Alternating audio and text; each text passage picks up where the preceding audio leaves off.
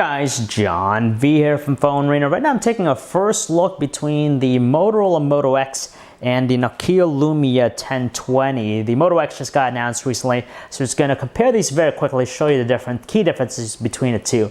Now, first off, just the design. We'll go ahead and say it. The Lumia 20, despite its larger size and heavier weight, it still comes off as having the more attractive looking design. It definitely stands out. A little bit more straightforward, more modest, humble design with the Moto X, but the Moto X just has the better in the hand feel thanks to its back curve case, which is more ergonomically correct than the Lumia 1020. 1020's mostly flat back casing, but the biggest thing that really is obtrusive is just that camera hump at the rear. It doesn't really make for the best in the hand feel.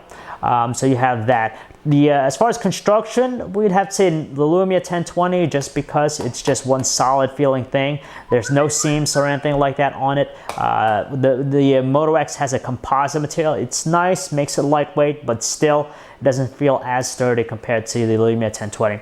Now, the other thing is just the displays on it too. Now, it's very interesting just because you notice that technically the Moto X has the larger display, 4.7-inch AMOLED display, 720p resolution. In contrast, you have a smaller 4.5-inch Pure Motion HD display with the Lumia 1020. Now, its resolution stands at 768 by 1280 pixels, so a little bit, just a smidgen higher, but it's just crazy that the Moto X itself, the entire size of the phone, fits into pretty much the size of the Lumia 1020 and still has a larger display on there.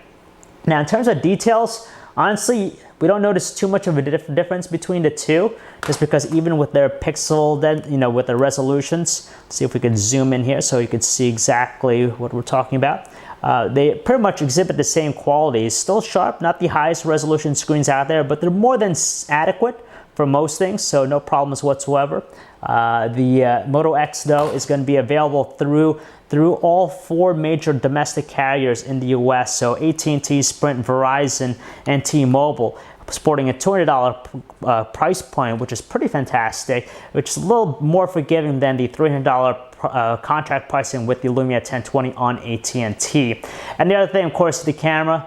We know that the Lumia 1020 is most noteworthy for that 41 megapixel pure view camera in the rear, which obviously blows away the 10 megapixel clear pixel camera in the Moto X. So that's a quick look at both devices, guys. We're going to check them out a little bit more and see how they fare.